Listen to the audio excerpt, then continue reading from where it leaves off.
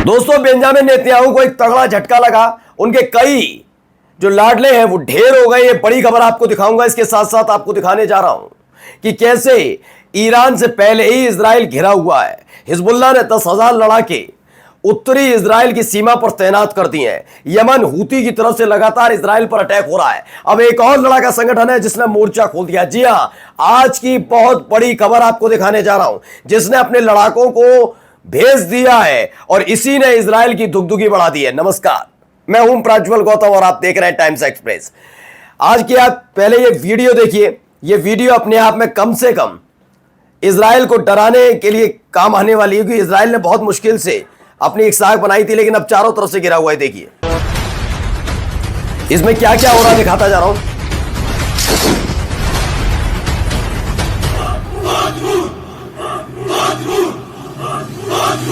ये एक नया लड़ाका संगठन है दोस्तों। हिजबुल्लाह हूती लड़ाके नहीं है ये।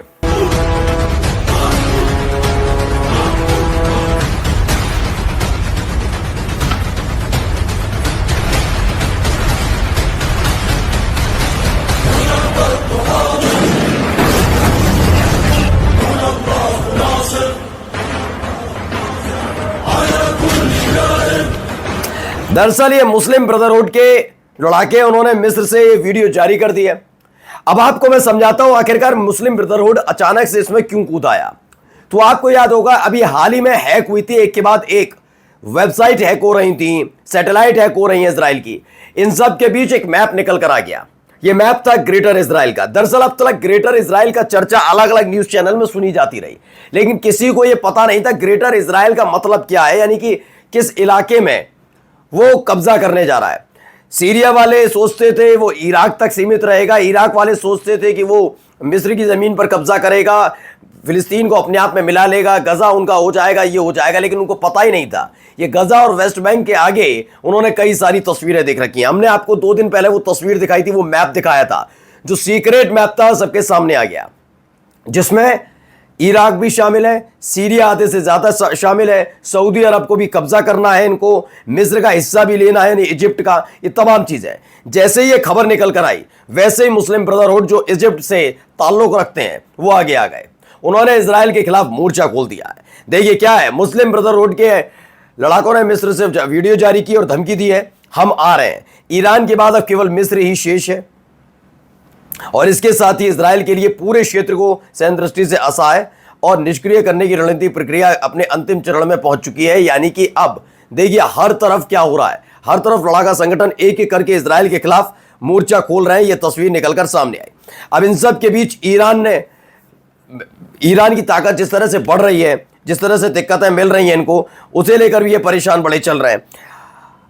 अब इन सब के बीच एक ये देखिए बयान, हिजबुल्लाह एलिट रदवान फोर्सेज, जिसके 10,000 लड़ाके फिलहाल उत्तरी इजराइल पर की बॉर्डर पर तैनात है, प्रिपेयर कर रहे हैं क्या एक पलटवार करने के लिए। एक बड़ा पलटवार इजराइल पर किया जा रहा है। दरअसल लगातार लेबनान में लगातार हमला इजराइल की तरफ से किया जा रहा है।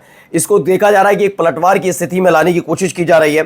जो रदवान फोर्सेज हैं वो तैयारी कर रहे हैं कि कैसे भी करके एयर स्ट्राइक किया जाए, कुछ भी करके इजराइल पर बड़े हमले की तैयारी की जा रही है। आईटीएफ बॉम्बिंग करने की कुछ सोच रहे हैं लेबनीज टेरिटरीज पर। आईआरजीसी कमांडर्स के मारने का प्लान तैयार किया जा रहा है। ये आरकेएम की खबर है कि एक बड़ी प्लानिंग के तहत हिजबुल्लाह अटैक करने जा रहा है। यानी एक तरफ मुस्लिम ब्रदरहुड, फिर हिजबुल्लाह, ये 2 लड़ाका संगठन एक साथ हमला करने जा रहा है इन पर। इसके साथ साथ एक और बड़ी खबर निकल कर आई, ये देखिए। ये पहले बयान सुनिए, जुमे की नमाज के बाद क्या हुआ। हम ऊ व हम सग हार तरबियत शुदहशुन विलायत रो मराजिع रो इन हर्फ खैली। दरअसल तेहरान के जुमे की नमाज के इमाम आयतुल्लाह अहमद खतामी ने आज के खुतबे में कहा कि इस्लामी कानून की व्याख्या के मुताबिक अमेरिका के राष्ट्रपति डोनाल्ड ट्रंप और इजरायली प्रधानमंत्री नेतन्याहू को फांसी दी जानी चाहिए। यानी फांसी की मांग लगातार उठ रही है और फांसी की मांग सुनते ही आईएईए के जो चीफ हैं राफेल ग्रोसी, जैसे उनको पता लगा कि उनके खिलाफ अब नाराजगी इतनी बढ़ गई है, तो उन्होंने पहले तो ईरान ने मना ही कर दिया, अब आईएईए से हमारा कोई लेना देना नहीं। वो दबाव डाल रहे थे, लेकिन जैसे ही खबर आई कि वहां तो मुकदमा चलाने, गिरफ्तार करने और फांसी देने की मांग उठ रही है, उन्होंने कहा नमस्ते, मैं कभी नहीं जाऊंगा ईरान। अब ऐसे ही हालात यहां पर है। अमेरिका और इजराइल के प्रधानमंत्री, यानी अमेरिका के राष्ट्रपति डोनाल्ड ट्रंप और इजराइल के प्रधानमंत्री बेंजामिन नेतन्याहू को फांसी देने की मांग लगातार ईरान में सिर चढ़ रही है, लगातार सवाल पूछा जा रहा है।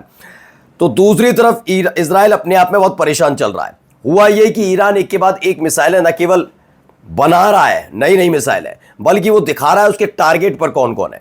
जैसे उसके टारगेट पर इजराइल के कौन कौन से प्रतिष्ठान है, वो सरकारी हैं, संवेदनशील इलाके हैं, मिलिट्री बेसेस हैं, क्या क्या।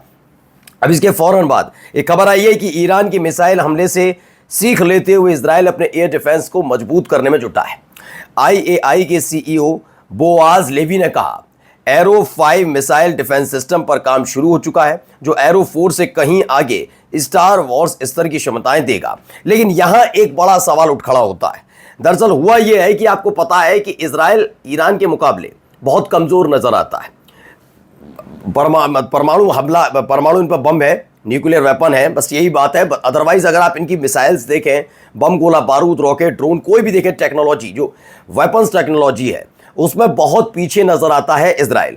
उस मुकाबले पर जाकर खड़ा नहीं होता जहां आज भी ईरान खड़ा है।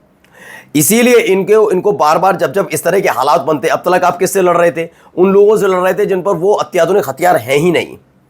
हाँ, हिजबुल्लाह के लिए मैं कहूंगा कि ईरान भेजता, लेकिन एक बात याद रखिएगा, ईरान सारे हथियार नहीं भेज देता हिजबुल्लाह को, चुनिंदा हथियार भेजे जाते हैं। इसीलिए आपने देखा कि हिजबुल्लाह से जब अटैक हुआ था तो ये बैकफुट पर तो नजर आए, एक हद तक हालात ये पैदा हो गए कि ये कर कुछ नहीं पाए। अच्छा, हिजबुल्लाह के साथ दिक्कत क्या हुई? उन्होंने एयर डिफेंस सिस्टम, ईरान ने थोड़ी ना भेजा था लेबनान को। अगर वहां पर यह स्थिति होती तो आज घुटने के बल बैठा हुआ होता इजराइल। यही स्थिति आप समझिए, ईरान के साथ ही तो ये हुआ। अब ये क्या कर रहा है कि ईरान अभी हाल ही में एक नई मिसाइल लॉन्च कर दी, उसके बाद इन्हें एरो 5 के बारे में बातचीत करनी पड़ी। लेकिन क्या उस एडवांस टेक्नोलॉजी की, आप एरो 5 कह रहे हैं कि मिसाइल डिफेंस सिस्टम पर काम हो चुका है जो एरो 4 से कहीं आगे है, आप जबरदस्ती एरो 4, एरो 5 कर रहे हैं। आपका कोई डिफेंस सिस्टम काम कर नहीं रहा और जबरदस्ती एरो 4 से आप बहुत आगे होगा। कम से कम देखकर बनाइए कि जो जैसी मिसाइल है वो बना रहा है ईरान, उसके लिहाज से बनाकर देखिए ना, आपका दुश्मन क्या बना रहा है। आप डिफेंस सिस्टम कुछ भी बनाकर उसे जबरदस्ती ताकतवर कहलवा रहे हैं। चलिए, बहुत महत्वपूर्ण एक और खबर आपको दिखाने जा रहा हूं। Concern grow in Cyprus over purchase of real estate by fleeing Israeli settlers.